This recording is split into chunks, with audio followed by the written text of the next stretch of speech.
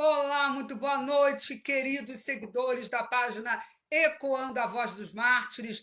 Déia Fernandes, nessa quarta-feira, dia 8 de janeiro, começando mais uma live pela página Ecoando a Voz dos Mártires. Para quem não me conhece ainda, se você é novo aqui na página, eu sou a Déia Fernandes, jornalista internacionalista, presidente da ONG Ecoando a Voz dos Mártires.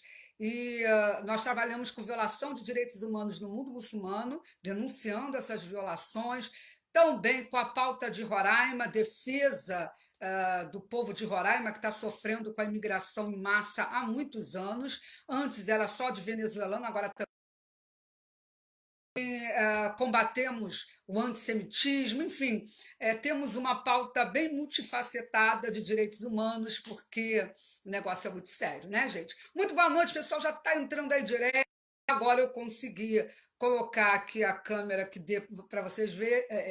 Eu até peço se tá tudo bem. Tá tudo bem? Direitinho. Boa noite, Cris, Cleide, Cecília, Solange. Ô Carapito, direto de Portugal, Michele, boa noite, Cecília, muito boa noite. Então, vocês me digam aí como é que tá o som, se tá direitinho. E como eu já falei, gente, eu sou analfabeta em questão de qualquer coisa virtual. Eu não sei mexer com nada, nem com celular, nem com coisa nenhuma. Estou sozinha, hoje eu não estou com a garotada, eles ainda sabem um pouquinho mais do que eu, mas não tanto, né? E por isso as transmissões não estão sendo boas. Eu peço perdão, todo mundo está me pedindo para fazer horizontal, mas quando eu vou fazer dá problema e fica horrível. Então me perdoem mesmo. Um dia isso vai melhorar, né? Quando de repente a gente tiver condição financeira de ver com alguém que possa fazer isso para a gente, né? Aí a gente vai e paga e vai dar tudo certo, tá? Boa noite para Moisés. Moisés nunca me abandona, o grande amigo está sempre aqui conosco. Eu só vou, gente, compartilhar. Compartilhar não, porque eu não posso compartilhar. Eu tô ainda bloqueada, vai ser até o dia 8 de janeiro.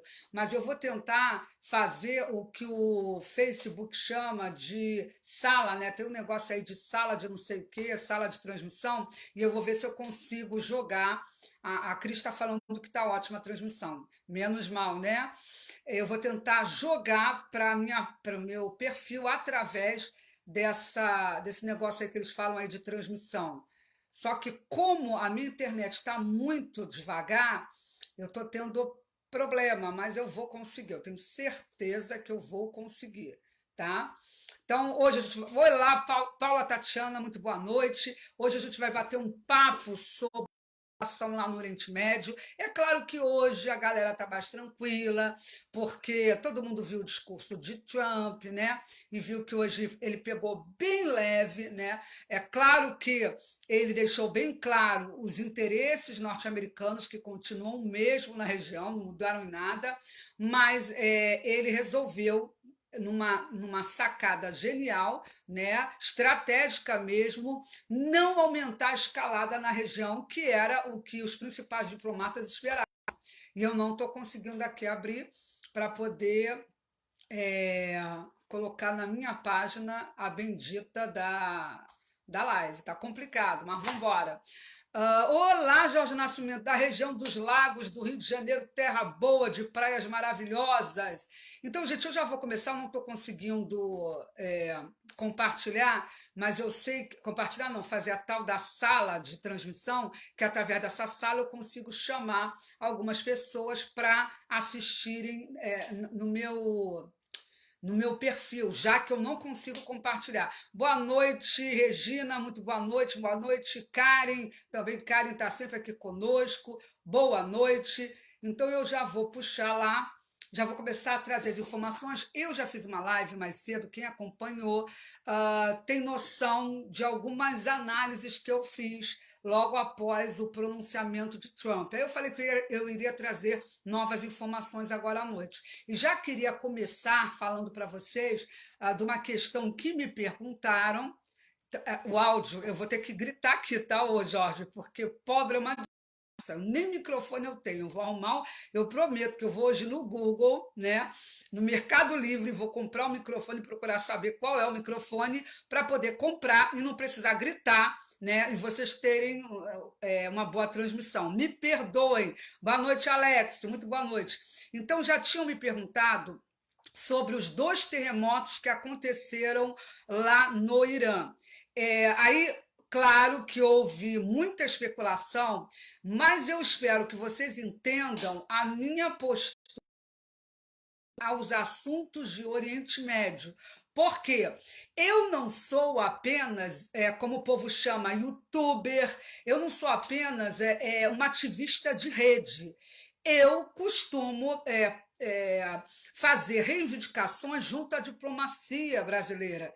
Então, eu tenho que tomar muito cuidado com o que eu falo. Boa noite para todo mundo que está entrando aí, muito boa noite. Então, eu tenho que tomar muito cuidado com isso pode me gerar problema. Então, qualquer coisa que por aí por fora seja chamado de teoria da conspiração, isso pode me causar problema no meu trabalho. É muito complicado quando a gente tem que atuar na área diplomática também. Então, eu não estou só na rede, eu estou fazendo requerimentos, eu estou postulando junto a parlamentares, junto ao governo federal. Então, se eu disser determinadas situações aqui, que dentro das instituições seja visto, ou mesmo da imprensa, como uma teoria da conspiração, acabou um pouquinho de credibilidade que eu ainda tenho, um pouquinho, né? Porque, graças a Deus, eu venho tendo credibilidade no meu trabalho. Só não sei até quando, né? Mas por enquanto eu venho tendo essa credibilidade. Então, me perguntaram sobre os terremotos e o que eu posso dizer é o seguinte: como ocorreu no Irã, e no Irã a gente sabe, todos sabem que tem uma dificuldade de acesso à imprensa, eu não tenho como precisar os efeitos desse terremoto foi causado por agentes externos, entendem? Vocês já estão entendendo até o que eu estou querendo dizer. Então, eu não tenho como precisar isso para vocês, sobre os 2 terremotos que aconteceram lá, ok? Então, sobre esse tema, eu não vou entrar em detalhes, porque é aquela coisa, eu não. Cadê? Deixa eu ver se vai ter a sala aqui. Eu não tenho como falar sobre um tema que eu não consegui levantar elementos suficientes sobre o que aconteceu, se foi provocado ou não, se foi da natureza, mas tem, entre aspas, especialistas que dizem que é comum ter terremotos naquela região, tá? Se é verdade ou não, aí já não é comigo, tá bom? Ah, eu vou conseguir iniciar a tal da sala de vídeo, gente, apareceu agora aqui para mim. Então, eu acho que eu vou conseguir iniciar. Então, na questão do terremoto, eu não vou conseguir entrar hoje, tá bom? De repente, até dou uma estudada, mas hoje eu dei prioridade para acompanhar o que estava acontecendo em relação à postura dos Estados Unidos e também sobre o que eu prometi, muita gente me pediu sobre a situação da Turquia e da Rússia em relação ao Iraque, em relação a tudo que está acontecendo por ali. Eu acho que agora, gente, eu vou conseguir, eu nem acredito, eu vou conseguir jogar para a minha página. Vamos ver. Tá bom? Aqui o Alan está dizendo. Ó, o Carapito está dizendo tudo que a DEA faz ou diz é devidamente fundamentado, não tem conspiração alguma. Pois é, por isso, Carapito, que eu não entro em determinadas situações, como a de terremoto. Porque para eu dizer que é uma situação que eu estou na astrologia, que eu não posso provar, porque eu já tive esse tipo de problema aqui, eu vou ter problema sério. Então, não posso entrar em especulação, nesse nível de especulação. Então, nisso eu vou ficar devendo para todos vocês. O Alan está dizendo, desde tempos mais sombrios, você está lutando por causas extremamente delicadas, muito corajosa mesmo. Bom, é a necessidade, né? É a minha missão de vida e eu resolvi cair dentro, né? Então, vamos lá.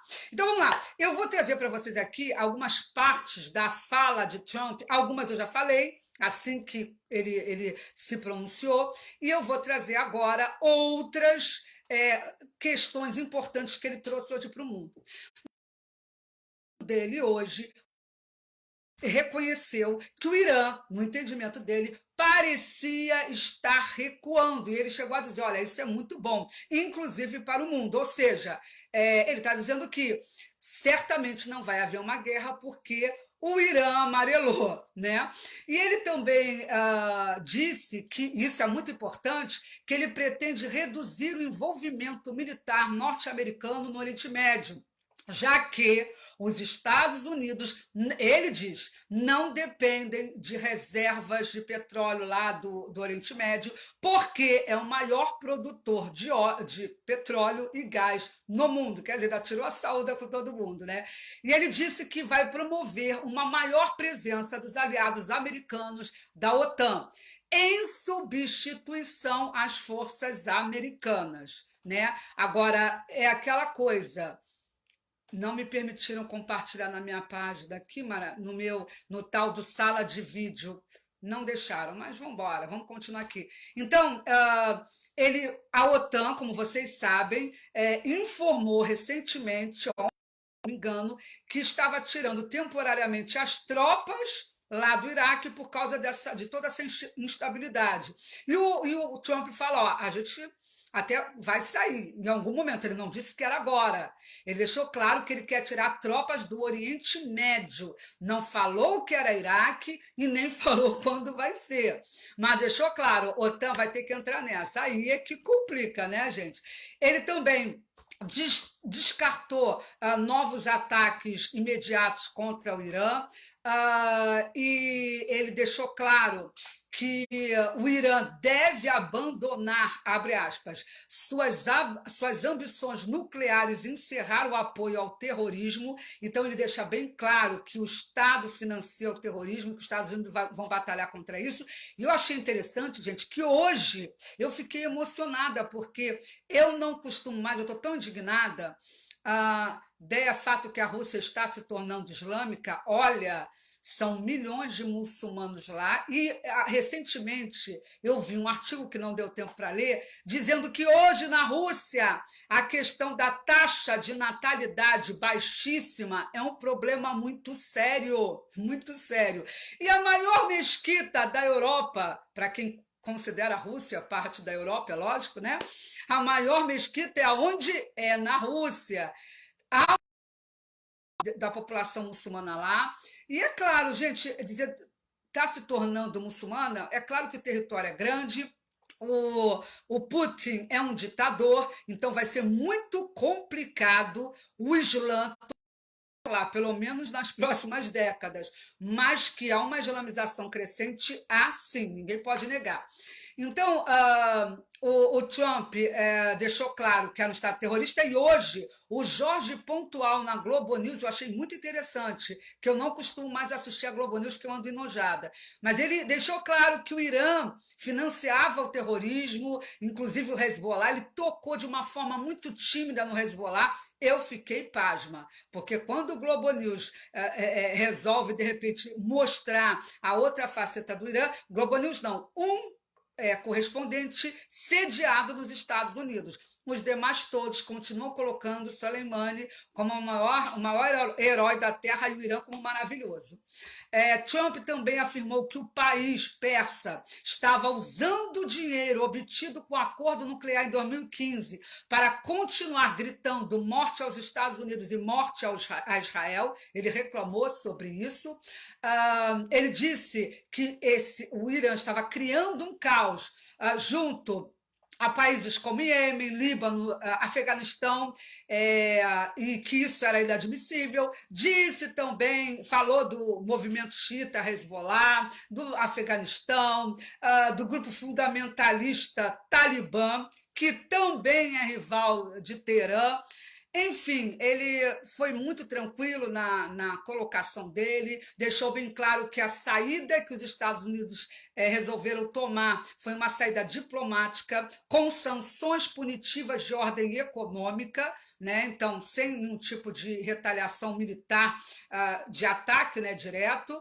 E outra coisa interessante que ele falou é que ele jogou a culpa para Barack Obama de dar ao Irã o dinheiro para os mísseis que seriam lançados contra as bases americanas, enquanto ele, Trump, estava abraçando a paz. Quer dizer, ele falou uma realidade. Foi Obama que propiciou, com o acordo nuclear fajuto, viu uma grana bem pesada, porque foram descongelados 150 bilhões de dólares e entregaram 1,5 bilhão na mão daqueles terroristas, né, do Irã. Então, imagina o que eles não fizeram com esse dinheiro. Então, ele reclamou também disso e deixou claro, enquanto eu for presidente dos Estados Unidos, poderá ter uma arma nuclear. Foi bem taxativo.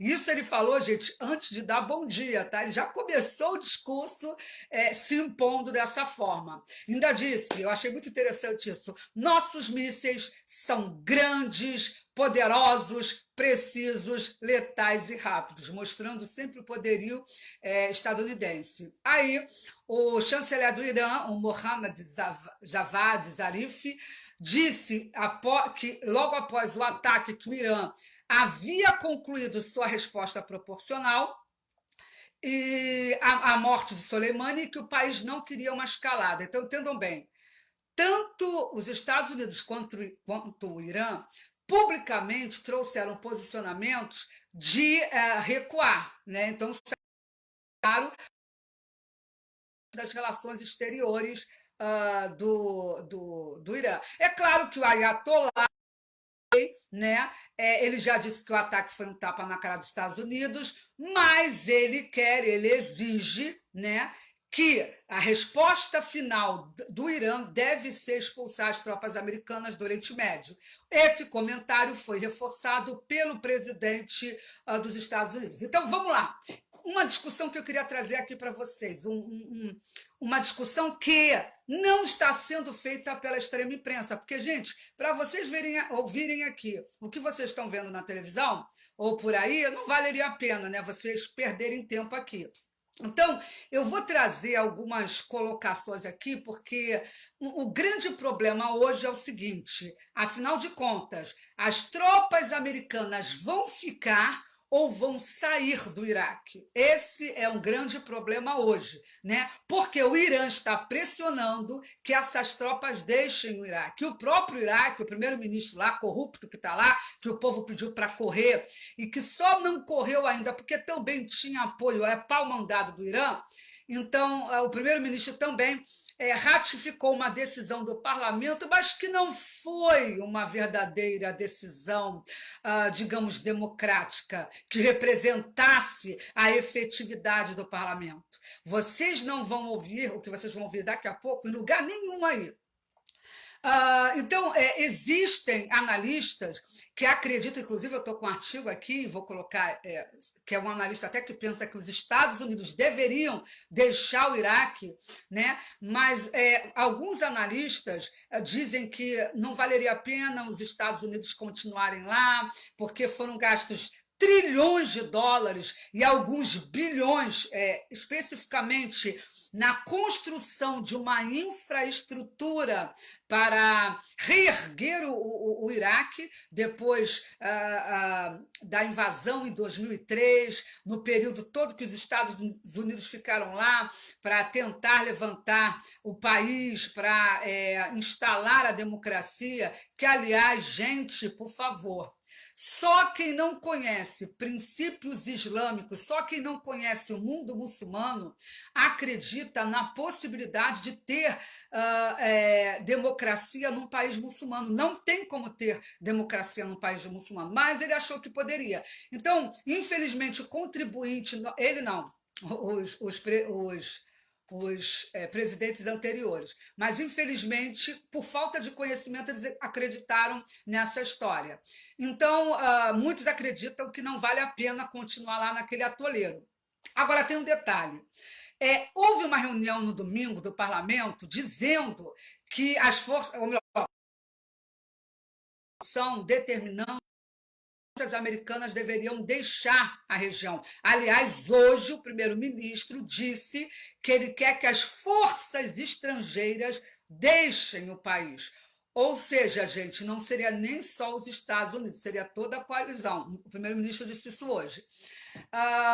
Então, o que, que acontece? Essa reunião que houve, segundo esse especialista, que eu li o artigo maravilhoso, ela não foi representativa do parlamento iraquiano e os Estados Unidos podem aproveitar essa falha homérica que a extrema imprensa não trouxe para continuar lá. Por quê? Não participaram dessa reunião, desse encontro, todos os partidos representados ali no Iraque. Boicotaram, porque não aceitaram o tipo de reunião que estava sendo feita. Quem? Os partidos representantes dos sunitas e os partidos representantes dos.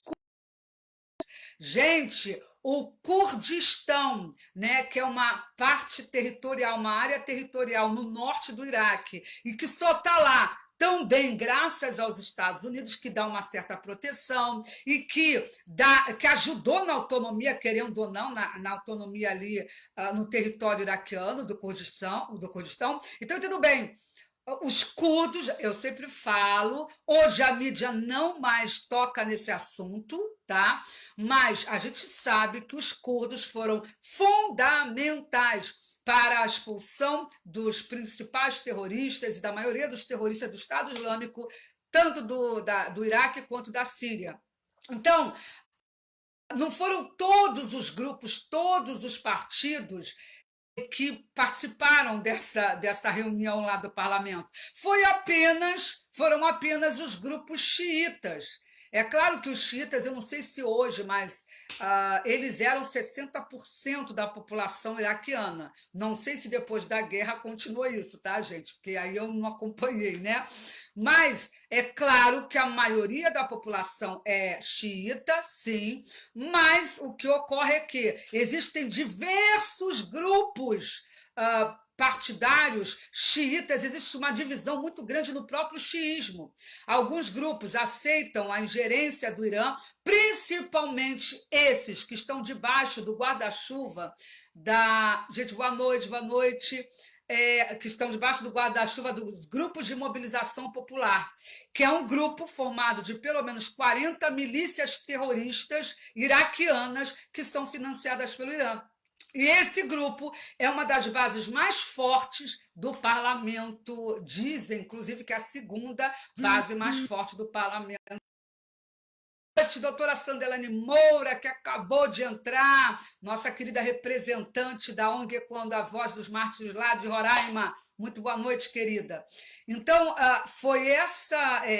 Então, os xiitas é que tiveram representação, justamente os xiitas que têm uma boa base de apoio para as ações terroristas iranianas, né? Aonde, gente, vamos lá, grupos xiitas, partidos xiitas vão bater de frente com o Irã, principalmente porque toda a doutrina islâmica xiita está fundamentada nos preceitos que vêm lá do Irã, entende? Então, não teria como ter um outro tipo de decisão, né? Ou seja, essa não trouxe a realidade dos fatos, não teve uma representatividade, não foram ouvidos os representantes do povo em relação aos curdos e nem em relação aos sunitas e de outras minorias lá que também existem. Mas o sunita, como a gente sabe, aliás, é bom lembrar que o grande problema do Iraque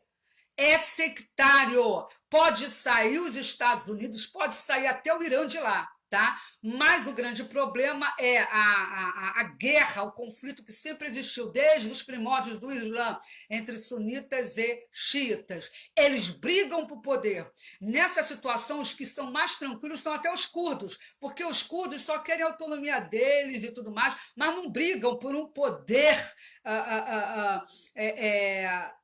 frente às outras minorias, frente às outras etnias que inclusive vivem no Iraque. Não, eles só querem estar lá no território deles. Agora, os xiitas e os sunitas se digladiam entre si nessa busca louca pelo poder, principalmente depois que o sunita Saddam Hussein foi despejado do poder, e a gente já sabe tudo o que aconteceu, não preciso ficar aqui representando. Então, o que ocorre?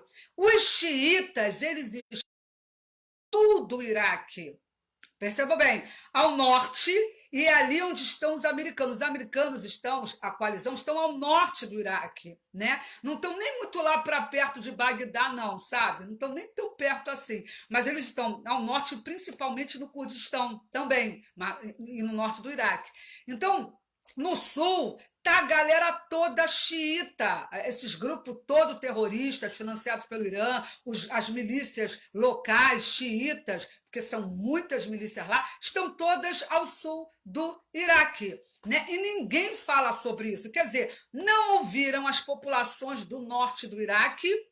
E eu pergunto a vocês, vocês acham que o Kurdistão e vocês acham que os sunitas querem que saia do Iraque a potência que os protege de massacres promovidos por xiitas? Eu pergunto para você que está me assistindo agora, vocês acham que tanto é que os sunitas e o Kurdistão, pessoal, os curdos, não quiseram participar dessa reunião?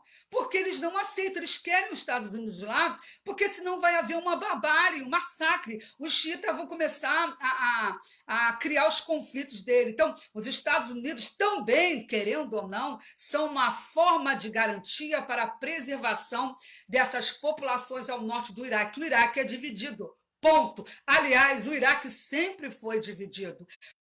No momento em que o Ocidente se meteu lá na geografia do Oriente, o Iraque é dividido, né? Enfim.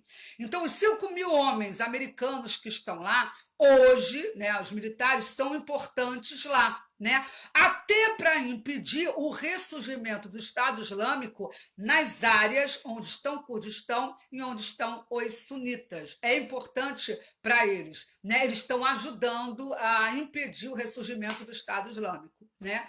Então, alguns dizem até que seria bom que o sul do Iraque ficasse mesmo à deriva, porque ali vai ficar uma briga tremenda entre o Estado Islâmico e as milícias xiitas, né? E é bom lembrar, já que a gente está falando de Kurdistão, que os curdos são o maior povo, tá? São o maior povo sem um Estado do mundo. Vocês sabiam disso? Vocês só ouvem falar lá na Palestina, no Estado criado com objetivos terroristas para destruir Israel, porque essa é a realidade da Palestina. Tanto é que você vê que eles só sabem fazer ataque terrorista. Não tem outra história lá. O próprio Abbas é um dos que mais estimula o terrorismo, a autoridade palestina lá. Mas ninguém fala, não interessa a mídia, não interessa a esquerda global levantar a bandeira do Kurdistão, né? Que é o povo, que é o maior povo no mundo, né? A população que não tem um Estado e está todo mundo quieto. Ajudou o Ocidente e depois o que ganhou de presente? Ganhou de presente ser abandonada pelos Estados Unidos lá na Síria. Quando Erdogan começou a atacar os curdos na Síria, chamando-os de terroristas e tal, e o Trump abandonou os curdos, o que foi um absurdo, e eu não vou negar, porque eu estou aqui para defender direitos humanos, e não a personalidade política de ninguém. Então, são hoje de 35 a 40 milhões de curdos esperando pela sua independência. Infelizmente, a gente sabe que eles não vão alcançar tão cedo. Mas tem gente que quer que os Estados Unidos agora comece a trabalhar essa pauta. Eu não acredito que vá conseguir. Não vou. Até porque tem a Turquia, que não tem interesse nenhum de um Estado curdo. Sim, Sandelane, eu cheguei a comentar isso. A Sandelane está falando, Deia, o Trump declarou que irá se retirar aos poucos e solicitar mais a presença da OTAN. Ele falou que ele pretende se retirar do Oriente Médio, ele não falou especificamente do Iraque. Eu até trouxe aqui a fala dele, e ele disse que realmente ia pedir a ajuda da OTAN em relação a isso. Só que, como eu já falei, a OTAN acabou de anunciar que retirou temporariamente as suas tropas do Iraque. Então, assim, ele vai ter que convencer a OTAN a querer entrar nesse balaio aí, né? E outro detalhe importante, eu não acredito que o Trump vai querer agora sair do Iraque. Ele não deu data, ele não fez nenhum tipo de compromisso. Ele só falou: olha, nós queremos nos desengajar em relação à região, e ele está falando, na realidade, de Oriente Médio, né? Mas ele não vai sair agora, gente. Não se iludam, porque ele não vai sair agora. Eu não, pelo menos eu não acredito que ele vai sair. Vamos ver, né? Porque ficou meio dúbia parte do discurso. Cadê? Eu tinha até. Cadê? Ó, tá aqui, ó. Trump e Irã parece estar recuando, isso é bom. Reiterou que pretende reduzir o envolvimento militar americano no Oriente Médio, uma vez que os Estados Unidos não dependem do petróleo e do gás lá da região. Então, Oriente Médio, Sandeline, ele jogou Oriente Médio estrategicamente para dizer, ó, é Oriente Médio, daqui a um tempo, não vou dizer quando, mas Iraque ainda está no páreo. Em momento algum ele disse que vai se retirar do Iraque, que é uma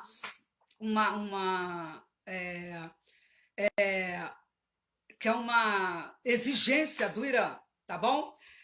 Gente, olha só, eu vou fazer o seguinte, depois eu vou ler os comentários com calma, porque eu estou com uma pauta aqui gigantesca, senão não vou conseguir terminar a pauta, né? Mas daqui a pouco eu vou ler já os comentários e as perguntas de vocês. E se não der tempo, boa noite para todo mundo que está entrando, e se não der tempo, peraí, eu vou responder só esse que está aqui, e depois eu continuo aqui, porque se eu responder todo mundo, eu saio da minha pauta. Aliás, eu depois vou fazer uma live só para responder pergunta, porque eu acho que vai ser melhor. Mas ó, eu achei interessante isso que o Shell está falando. Na tua entrevista à turma do Pará, fiz exatamente essa pergunta. Democracia muçulmana? Uau! É alguém que participou ah, de algum evento que eu participei lá no Pará, né? Não me lembro quem. Fiz exatamente essa pergunta. Democracia muçulmana é impossível pela própria estrutura religiosa, política e social. Realmente, de fato, não existe democracia num país, num Estado islâmico. Não existe, não tem como existir, porque Allah dá a última palavra através do seu profeta e ponto final. Então, deixa eu continuar aqui, senão vou me perder, tá? Bom, essa noite, 2 foguetes atingiram a zona verde de Bagdá. Um caiu, inclusive, a menos de 100 metros da Embaixada dos Estados Unidos. Os militares iraquianos disseram que não houve relatos de vítima no ataque, e é bom lembrar que ontem esses mesmos militares disseram que teve vítima, e por isso que eu falei aqui, né? Porque a imprensa árabe divulgou que teria vítima lá do Irã, né? Mas, enfim, eles agora estão dizendo que não teve vítima, né? E se acredita que acredita não, se tem certeza que esses ataques não foram oriundos do Irã. Os foguetes usados foram foguetes que costumam ser lançados por facções terroristas no Iraque, porque são bem antigos de fabricação soviética. Então, foram esse tipo de foguete, eles já identificaram. Aí, segundo as informações aqui da região, quem teria tentado atacar a embaixada seriam as forças de mobilização popular, né? É justamente esse grupão de 40 milícias terroristas financiadas pelo Irã. Uma coisa interessante é que um clérigo, Muqtada al-Sadri, que ele tem um contexto, uma influência, aliás, ó, ele é assim, né, com o Irã, né?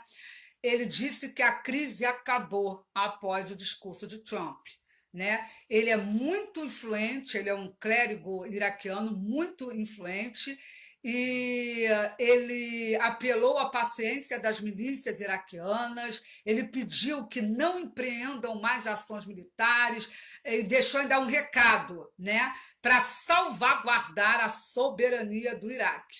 O primeiro-ministro iraquiano ainda está em suas funções, né? Tá, mas é um corrupto, o povo está doido para que ele saia. e ele disse: apela às facções iranianas para que seja o paciente, não inicie ações militares, blá, blá, blá. Só que tem um detalhe, como eu já falei, ele pediu para que as forças estrangeiras deixassem o país. Já falei mais cedo, quem não assistiu, sobre o caso da Caixa Preta. Como todos já imaginavam, quando o avião da Ucrânia, né, que pegou fogo no motor, segundo o Irã, logo que levantou voo, 3 minutos depois, ele pegou fogo no motor e pá! Mas especialistas disseram tipo de evento que apresentou, a circunstância que apresentou o avião quando estava no ar, porque eles viram lá a filmagem, eles viram que aquilo é típico, né, de pegar fogo, como pegou ali, que era típico de avião quando é abatido. Então, hoje, não é mais uma especulação. Existem indícios fortes de que o avião ucraniano foi abatido. Tanto é que o dono da empresa, inicialmente, tinha falado que realmente foi um defeito no motor, ele corroborou a nota do Irã, só que depois, quando eles viram que o negócio não era bem assim, voltou atrás e o próprio, eu não sei se foi presidente lá da Ucrânia, ele trouxe o ministro, alguém lá da Ucrânia, trouxe um pronunciamento público, deixando claro que precisam ser investigadas as causas do acidente e que não deve haver especulação, mas que eles precisam saber do que se trata. Então, gente, foi realmente uma tragédia terrível. E o que eu acho interessante é que a mídia brasileira não está tocando nessa ferida, porque o que ocorre? É quase certo do Irã ter abatido esse avião. Tanto é que não que ele se nega a entregar a Caixa Preta por leis internacionais. Os Estados Unidos deveriam ter acesso porque o avião é de uma empresa ucraniana, mas é de fabricação americana. E o motor de onde teria ocorrido o problema é de fabricação franco-americana. Por leis internacionais, o Irã teria obrigação de dar acesso a investigadores desses dois países ao local do acidente para fazer a perícia e tudo mais. Só que o Irã está se negando a fazer isso, o que mostra que realmente tem culpa no cartório. E vou ser sincera para vocês, se for descoberto, como eu creio, várias autoridades que estão se metendo nisso, afinal de contas, morreu mais iraniano, mas muitos, dezenas, mais de, não sei se 70 canadenses morreram, dezenas, morreram britânicos e de outras nacionalidades. Então há um interesse internacional de se descobrir qual o motivo da queda do avião. Agora, vocês imaginem, famílias inteiras morreram nesse acidente. Famílias de pai, mãe, 2 filhos, tipo assim, para vocês terem uma noção. Esse acidente causou uma comoção muito grande no Irã. Imagina, acabam de perder o herói terrorista. E agora ocorre esse acidente, imaginem se eles descobrirem que é o Irã o responsável pela queda do avião. Vai ser um problema muito sério para uma tirania que acabou de matar 1.500 iranianos em protestos contra o governo. O povo não topa mais com o Ayatollah. E é por isso dando a sua vida para tentar frear essa ditadura sanguinária. Então, quando eles descobrirem que foi o Irã que abateu, não só eles, né, mas como a comunidade internacional, o negócio não vai ficar muito bem para o Ayatollah do terror, mas a gente vai ter que esperar as investigações, como vai ser, mas o que me chama a atenção é que na imprensa estrangeira a gente vê a foto dos casais que morreram com seus filhos, a foto deles em vida, né? A história da família, o casal que estava em lua de mel. Aqui no Brasil Ninguém fala disso, ninguém mostra o impacto que foi, nada disso, todo mundo caladinho, porque quem está envolvido é o Irã e a extrema imprensa está vinculada ao Irã. Agora vamos lá, eu quero trazer para vocês agora rapidamente, que hoje, gente, eu confesso que eu estou muito cansada, não quero demorar na live, não. A questão da Rússia, que me perguntaram tanto. Aí eu fui para o Al Monitor, que é uma instituição muito renomada no acadêmico, com especialistas nas diversas regiões e países. Então, tem especialista em Turquia, Rússia, Oriente Médio e tal. E eu li um artigo do Maxim Sukov, acho que é Sukov o nome dele. Você sabe que esses nomes estrangeiros para a Rússia, essas coisas, são uma maravilha para ler. Mas, enfim, ele estava falando sobre hoje o interesse maior de Putin, se teria alguma relação ou não com o que aconteceu. Aí ele primeiro fala da visita de Putin à Síria, né, que ocorreu no dia 7, e ele mostrando o Bashar al-Assad lá ovacionando Putin, visitando algumas regiões com Putin. Inclusive, ele fala que aconteceu, que a gente sabe, que conhece o mundo muçulmano, que no Natal, porque o Natal dos cristãos ortodoxos, se eu não me engano, é dia 6 de janeiro. Se eu não me engano, 6 ou 7, eu não lembro bem. É diferente o calendário, tá? Dos católicos e dos demais cristãos. Muito embora Jesus não nasceu nem perto de dezembro, né? Foi ou setembro, por aí, mas enfim, deixa isso para lá. Então, como essa data é muito comemorada entre a igreja russa, a igreja. O próprio Bashar al-Assad deu Feliz Natal, e olha que muçulmano não aceita essa coisa de Natal, inclusive tem fátuas contra isso no mundo muçulmano, mas ele, para enganar o povo, ainda deu Feliz Natal para todo mundo, agradeceu a luta de Putin na Síria para livrar das ações terroristas, aí foi aquela coisa toda. Depois, hoje chegou, quer dizer, primeiro ele foi lá no Assad fazer a graça dele, porque ainda preocupação à Síria, a gente precisa deixar isso bem claro. Síria ainda é um atoleiro, é um problema sério para a Turquia, é um problema sério para a Rússia, porque os dois países têm interesse lá. Então, ele no dia 8, hoje, né?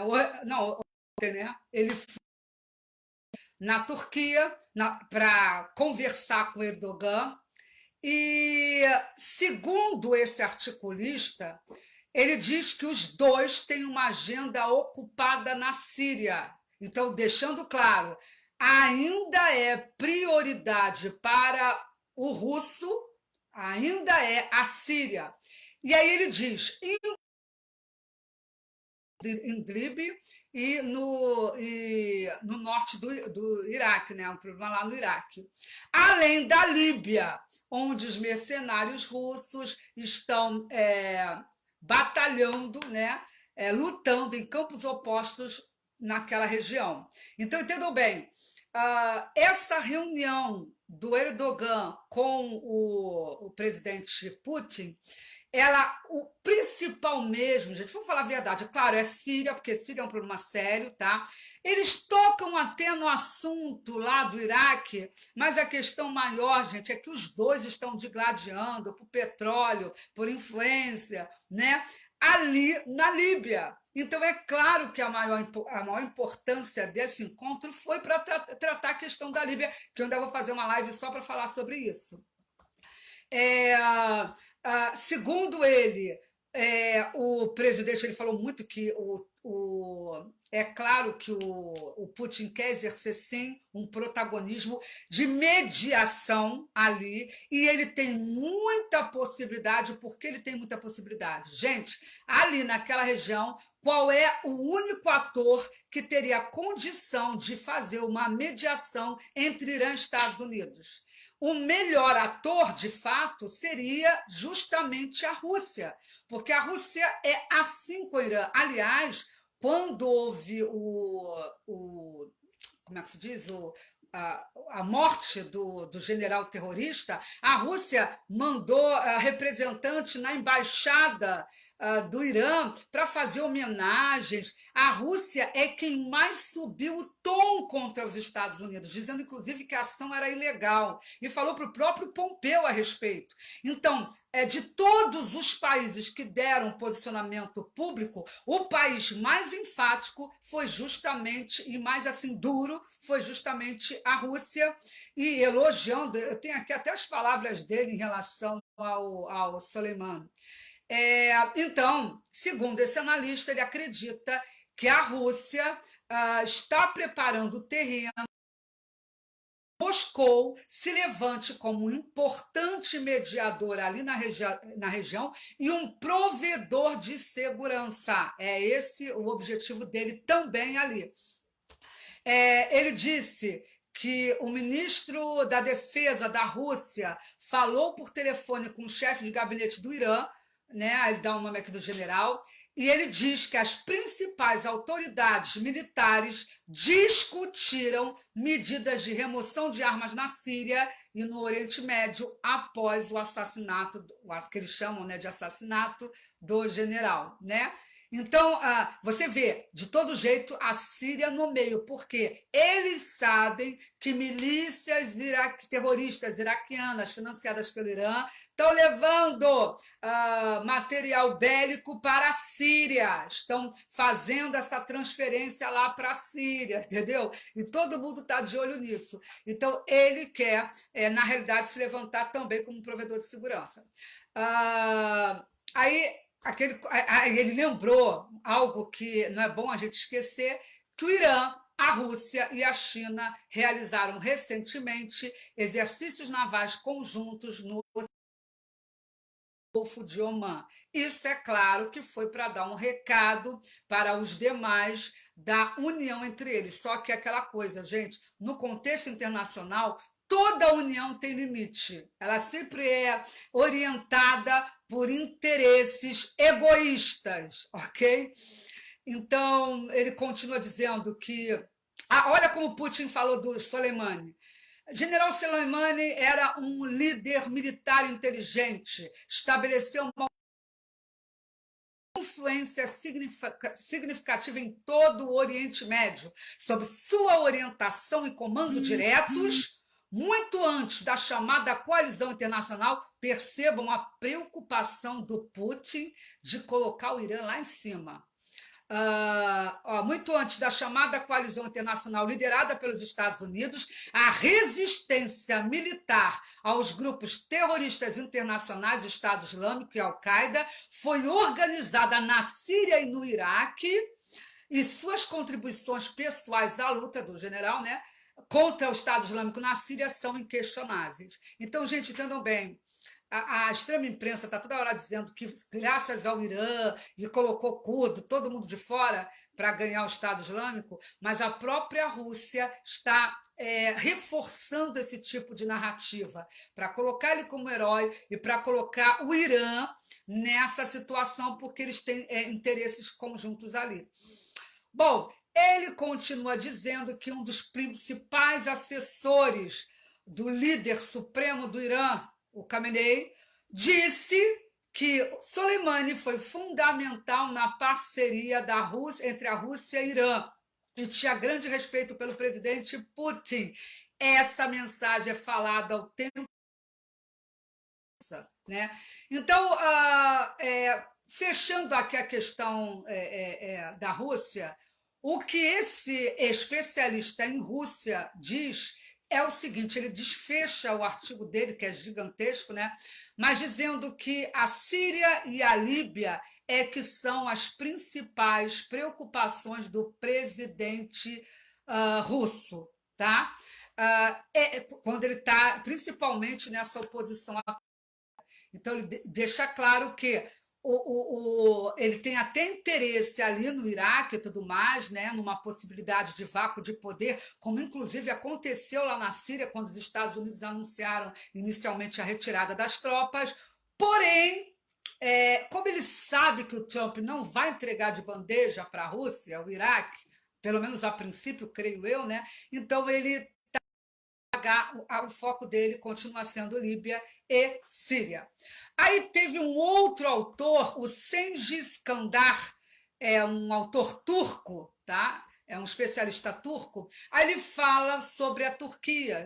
Haveria a possibilidade da Turquia ser a grande vencedora nesse embate que se fez ali no Iraque? E ele já começa dizendo que a Turquia não quer um problema com os Estados Unidos, não quer um problema de jeito nenhum. Tá?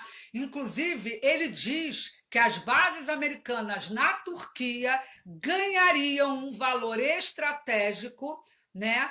E as milícias xiitas no Iraque e na Síria perderiam força após a morte cadê? Após a morte do terrorista, né? Do general terrorista. E ele diz que se as forças americanas forem expulsas do Iraque, o governo regional do Kurdistão considerará a Turquia um provedor de segurança. Essa é a visão dele, tá, gente? Abrindo caminho para Ankara intensificar operações contra o terrorismo, que ele considera dos grupos armados curdos no norte do Iraque, que a Turquia vê como uma ameaça para a sua segurança nacional. Então, ele diz isso, que os americanos precisam muito das bases turcas, então, das bases americanas na Turquia, né? Então, tem um valor estratégico. E outro detalhe, segundo esse autor, ele fala do uso do espaço aéreo turco pelas forças americanas na função de reabastecimento no Iraque e em outros lugares lá no Oriente Médio.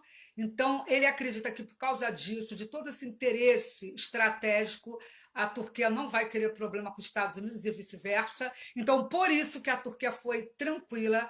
O Erdogan não bateu de frente, como eu já falei, a imprensa bateu, mas o Erdogan não bateu de frente com o presidente. E ele também diz o mesmo, que a preocupação da Turquia é justamente com o atoleiro lá na Líbia, que, aliás, atoleiro não, que está começando agora, né? Porque eles enviaram as tropas agora e a bagunça lá vai começar agora. E eles têm a briga pelo Mediterrâneo Oriental, como eu já falei, lá o gás com Israel, que eles querem tomar de Israel, do Chipre, da Grécia, vão ter problema com o Egito também nesse sentido. Então, o conflito mesmo volta a cair lá para a Líbia. O negócio ainda vai ficar. E eu estou até estudando melhor essa situação, porque o que acontece, gente? Como é uma questão que envolve o Oriente Médio, Norte da África, Europa, enfim, envolve muitos países e é um assunto muito delicado, eu quero levantar ainda mais informações para poder falar sobre isso, porque não é nada fácil, não, o contexto ali, até porque eu não acompanho, não costumo acompanhar o conflito na Líbia, então é mais complicado a gente falar, né? Então, eles acreditam que esse analista ele fala que a Turquia mostrou tanto desinteresse pela questão do Iraque, assim, de entrar num engajamento, de até disputa, ou então de crítica a Trump, que ele se negou. Olha que interessante, o Erdogan se negou em todos os meios diplomáticos, junto à imprensa, a chamar o general terrorista de Shahid, de morto, né? De morto não, de mártir, morto, de mártir. Então, para todo muçulmano, ele é considerado um shahid, um mártir.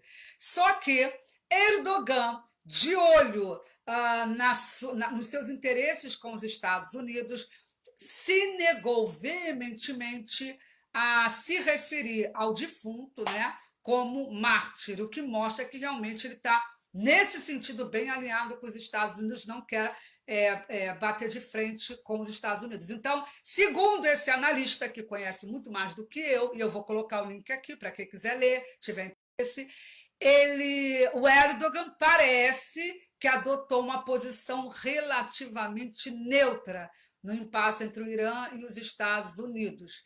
E o que ele puder fazer para ser até mediador, ele até poderia fazer, mas tem um grande problema que vai impedi-lo de ser mediador, porque ele está com esse problema lá na Líbia e que vai criar problema com todo mundo, até com a Rússia. Então, por causa do problema na Líbia, é que ele não está sonhando muito em despontar como mediador lá dessa situação complicada dos Estados Unidos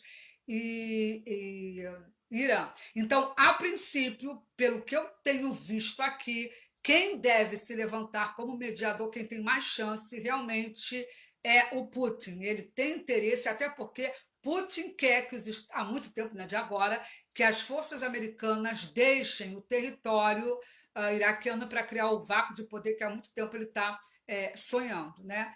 Então, gente, deixa eu ver, eu acho que assim o principal que deveria ser falado, na minha visão, já foi falado. Eu hoje estou muito cansada mesmo, sério. A gente viu que não vai ter guerra, pelo menos por enquanto. O que aconteceu de ataque perto da embaixada foi grupo militante, milícia terrorista lá, financiada pelo Irã, mas nada sério. Não foi o Irã diretamente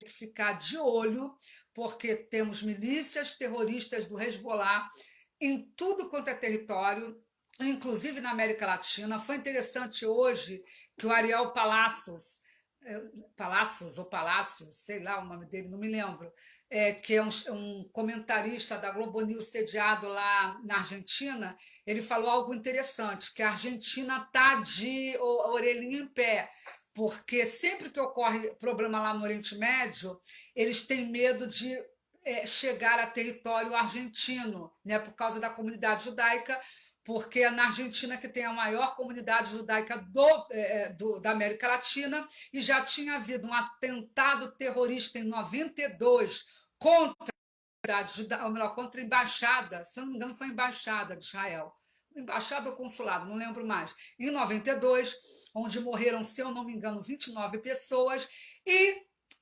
logo depois, em 94, teve o ataque à MIA, Associação Mútua Israelense, que é uma entidade também judaica, morreram dezenas de pessoas e mais de 300 ficaram feridos. Então, como o Hezbollah estava assim, está mais do que comprovada a ligação com aquela terrorista lá da Argentina, que hoje é vice-presidente, né?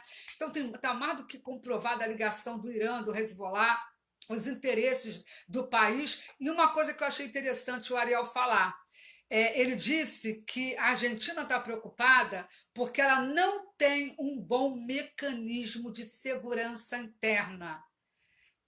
E ele diz que não mudou praticamente nada desde a década de 90, quando tiveram esses atentados terroristas. E ele não entrou em detalhe, talvez para não apavorar ninguém. Aí ele falou, porque pode entrar eventualmente, ele dizendo, terrorista ali na Argentina, gente, não pode entrar eventualmente. A tríplice fronteira, para qualquer um que lê qualquer bobagem sobre o Oriente Médio e sobre segurança internacional, sabe que a tríplice fronteira desde o final da década de 70, início de 80, já um território onde os terroristas andam numa boa. Terroristas, gente, de tudo quanto é vertente, sunita, xiita. E o Hezbollah hoje é o grupo militante que mais tem se destacado com as suas ações voltadas ao tráfico, lavagem de dinheiro e todo tipo de crime que vocês podem imaginar, inclusive já aliado aqui, aliança com o PCC e com o Comando Vermelho. Então, ele disse, olha, a Argentina está preocupada por causa da sua segurança interna, ou seja, a Argentina reconhece que não tem como proteger a comunidade judaica que está lá. Então, isso é sério, já deve fazer com que todos pensem o problema que é a América Latina, porque eu não posso, assim, questão também do Brasil, interna de segurança, de inteligência e tudo mais. Mas é algo que preocupa, porque, gente, vai ser muito difícil o Hezbollah não atacar um alvo americano ou judeu, né? Em algum país. E como a América Latina não tem essa tradição em segurança e combate ao terrorismo, então não vai ser difícil haver ataque terrorista. Muita gente pergunta isso. Não vai ser difícil haver ataque terrorista na América Latina se houver realmente interesse do Hezbollah, né? Porque o Irã não teve coragem, eu não acredito que o Irã vai realmente atacar, por tudo que o país tem se manifestado. não vai atacar diretamente os Estados Unidos. Se não vai atacar, resta a ele usar suas milhares de milícias terroristas, e a que tem mais destaque e que vai querer um protagonismo do terror, é claro que vai ser o Hezbollah, na minha visão, tá, gente? Queira Deus, né, e Alá, né, que isso não aconteça e que não haja nenhum atentado terrorista. Mas está todo mundo preocupado, e a Argentina muito mais. Eu achei interessante ele entrar nesse detalhe. É um bom momento para a gente, como brasileiro, começar a pensar na mudança da lei, que é pobre, que é medíocre, a mudança da lei de imigração, que então é um lixo, porque foi a ONU que esculpiu essa maldita lei, né, que é só para destruir a nossa soberania nacional, e o nosso Congresso não está muito preocupado com isso. Então chegou o momento de você, brasileiro, se preocupar com esse tema que deixa a Argentina doida, mas que hoje era para nos deixar doido, porque hoje o Irã tem interesse, sim, que haja uma retaliação pesada onde puder haver, onde eles puderem fazer ataque. Então, assim, é um momento da gente começar a pensar em trazer uma lei antiterror séria. Inclusive, tem um deputado que é líder do governo, esqueci o nome dele agora, enfim, que ele tem um projeto de lei muito importante que ele está pedindo prioridade, e lá no Congresso não estão dando a mínima. Brevemente eu vou fazer uma live sobre esse tema, tá? Eu quero ver se eu consigo até, enfim, entrar em contato com esse deputado, a gente conhecer melhor esse projeto de lei, mas ninguém está muito interessado nisso. Gente, não vamos esperar acontecer o primeiro atentado terrorista, porque quando acontece o primeiro, para vir o segundo, o terceiro e por aí vai, não custa. Chegou a hora do tema segurança interna e combate ao terrorismo levado a sério. Nós estamos com uma fronteira abertíssima, não é nem porosa, é arreganhada mesmo. Fronteira, que é um problema já de muitas décadas, como o Roraima. Gente, hoje o próprio Ariel, não, Ariel Jorge Pontual, o jornalista Jorge Pontual da Globo, deixou claro que a Venezuela, o que eu falo aqui todo dia, a Venezuela é fechada com o Irã e Hezbollah. E ele falou algo que todo mundo aqui também já sabe, do meu canal sabe, que a Venezuela dá passaporte bonitinho para terrorista. Isso não é de agora, a gente tem uma live falando sobre esse assunto. E aí o que acontece? A Venezuela fechada com Hezbollah é um perigo para toda a região. E isso quem falou foi um jornalista da extrema imprensa.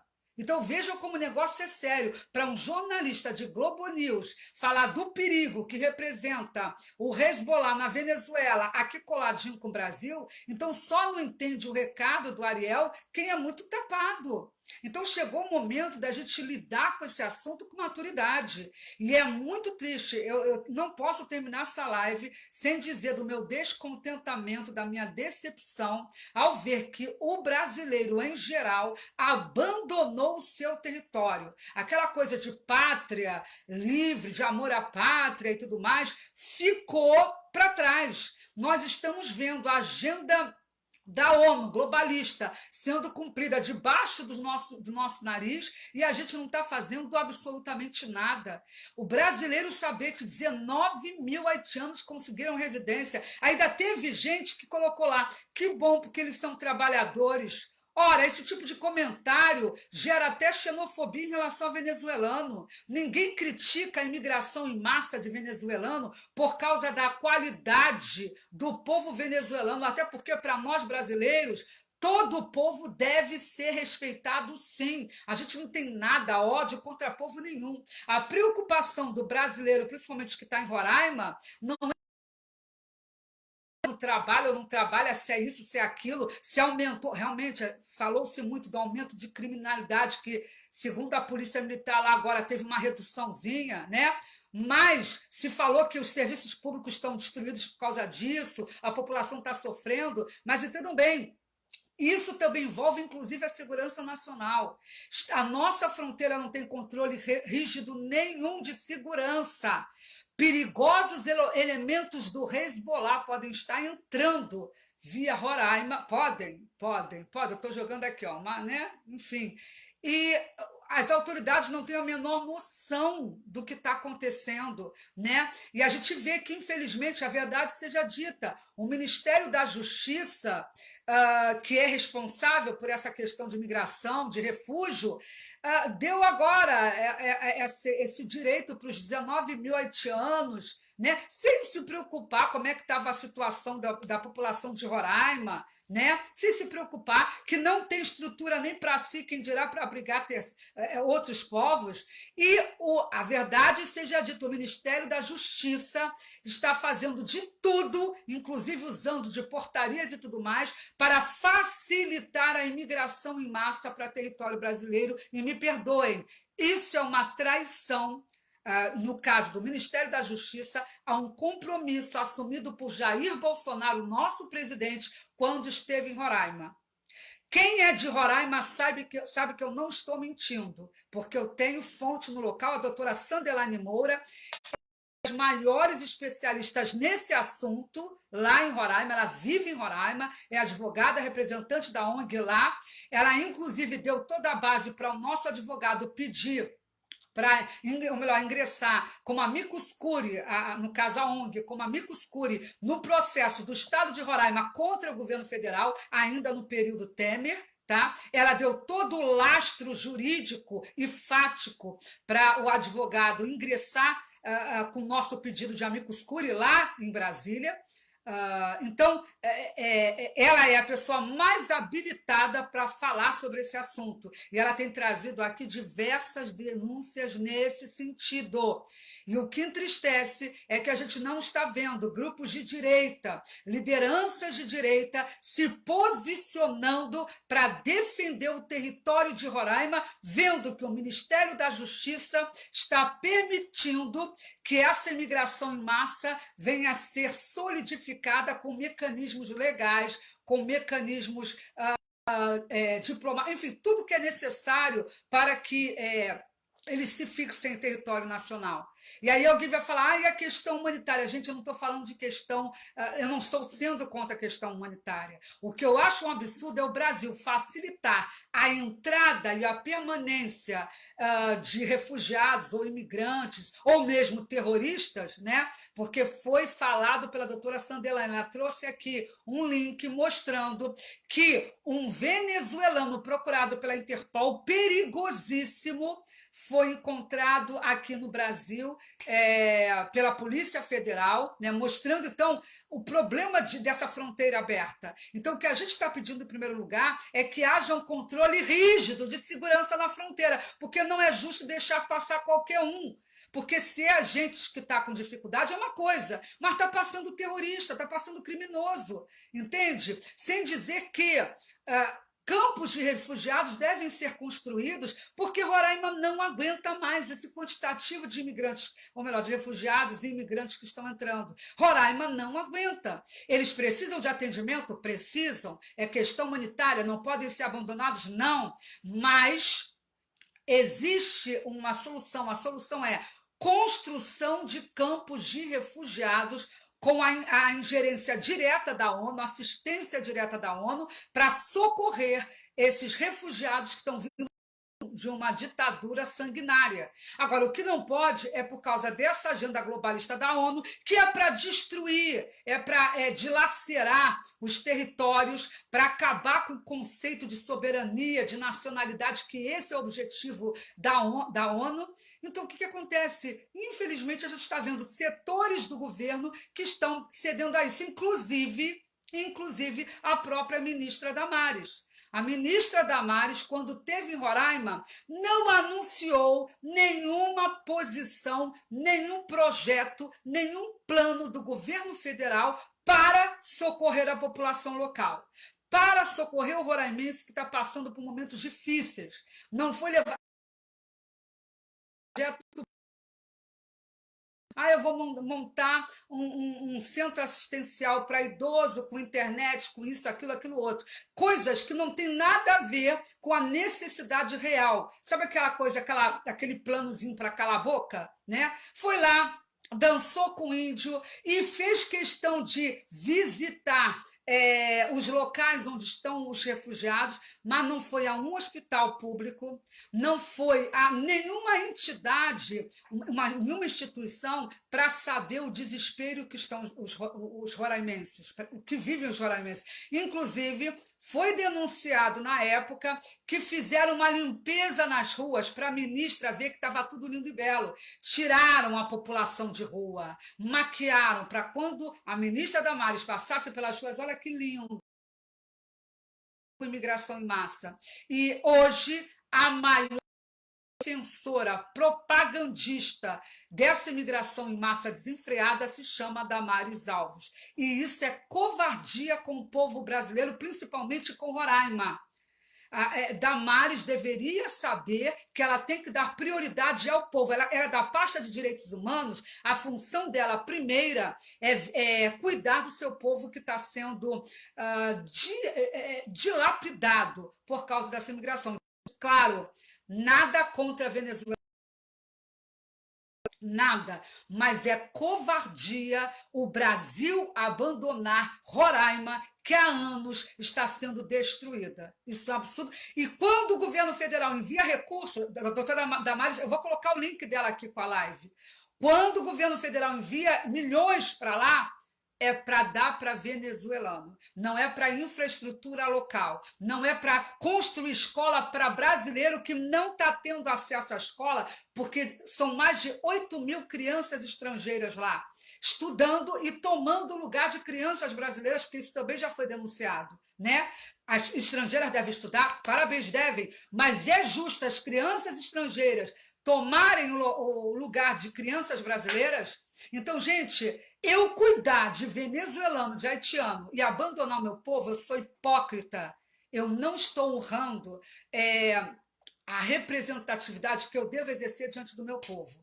Então, eu lamento a posição do Ministério da Justiça, e eu sei que isso está para além do Moro, porque o Moro não tem noção de tudo que acontece, né? São vários órgãos lá dentro, várias autoridades decidindo, mas foi vergonhoso, e a ministra Damares idem.